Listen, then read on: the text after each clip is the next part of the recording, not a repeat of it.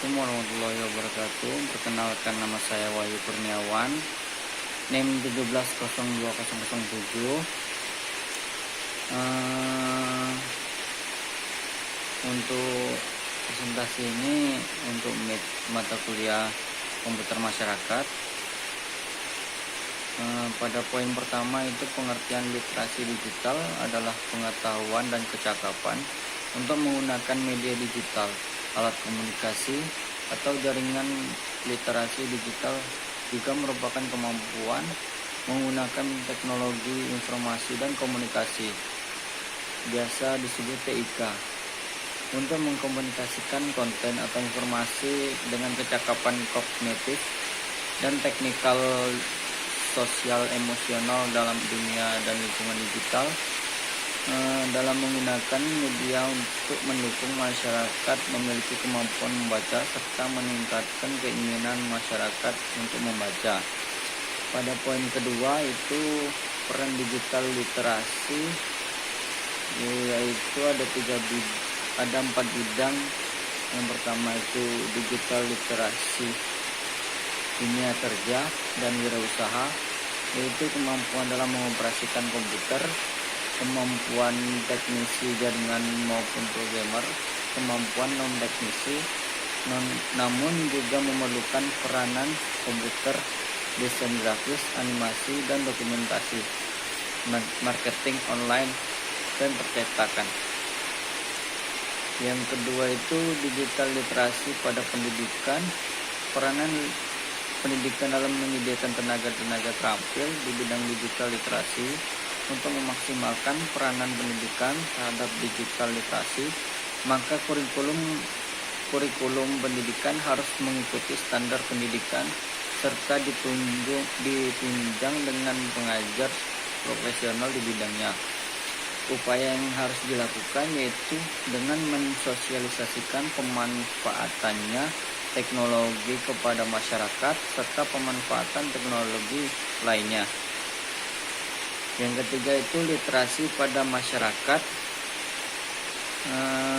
Pada literasi masyarakat ini akan mempermudah program pembangunan yang direncanakan oleh pemerintah seperti konsep e-government, smart city, dan dalam mencetak individu-individu yang juga memiliki kemampuan digital literasi. Hal ini disebabkan adanya pengaruh lingkungan tempat tinggal individu tersebut. Yang keempat itu digital literasi pada perpustakaan.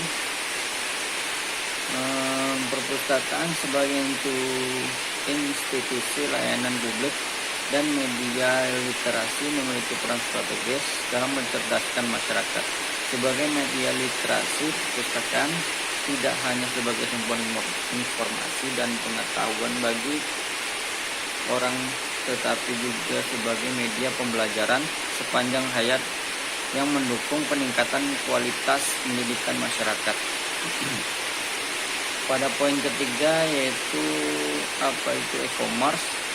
E-commerce adalah suatu proses transaksi yang dilakukan oleh pembeli dan penjual dalam membeli dan menjual berbagai produk secara elektronik dari perusahaan ke perusahaan lain dengan menggunakan komputer sebagai perantara transaksi bisnis yang dilakukan. Di e-commerce ini ada pun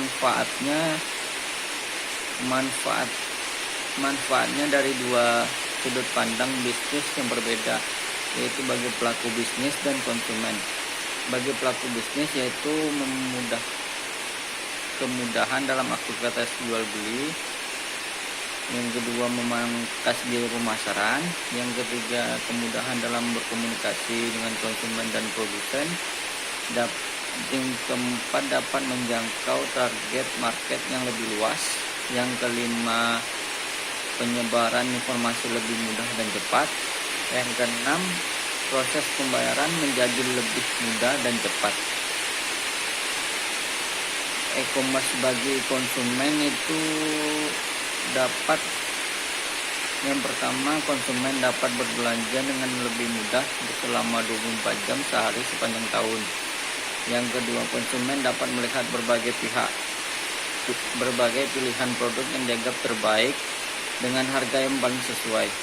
Yang ketiga itu, konsumen dapat membeli produk dan jasa dengan biaya yang lebih mudah setelah melakukan perbandingan dengan e-commerce lainnya. Kelemahannya yaitu yang pertama, potensi terjadinya penipuan di mana seorang kehilangan dari segi finansial karena kecurangan pihak lain.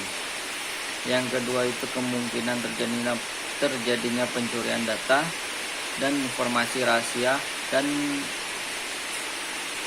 berharga yang dapat mengakibatkan kerugian besar pada korban. Yang ketiga, kemungkinan terjadinya akses yang dilakukan oleh orang lain tanpa otorisasi, misalnya hacker yang membobol sistem perbankan. Yang keempat itu, potensi kerugian yang bisa terjadi akibat kesalahan manusia, baik itu disengaja ataupun tidak disengaja, dan juga kerusakan sistem elektronik. Poin keempat itu e-commerce business to business atau B2B. Transaksi e-commerce ini dilakukan oleh dua belah pihak yang sama-sama memiliki kepentingan bisnis. Dua belah pihak ini saling mengerti dan mengetahui bisnis yang dijalankan. Umumnya bisnis tersebut dilakukan secara berkesinambungan atau secara sederhana, berlangganan. Contoh sederhana dari B2B ini yaitu produsen dan supplier yang saling bertransaksi secara online, baik untuk konsultasi kebutuhan barang sehingga proses pembayarannya. Yang kedua itu business to consumer atau B2B, B2C. Business to consumer dilakukan oleh pelaku bisnis dan konsumen. Transaksi e-commerce ini terjadi layaknya jual beli biasa. Konsumen mendapatkan penawaran produk dan melakukan pembelian secara online. Yang ketiga, e-commerce C2C atau konsumen ke konsumen.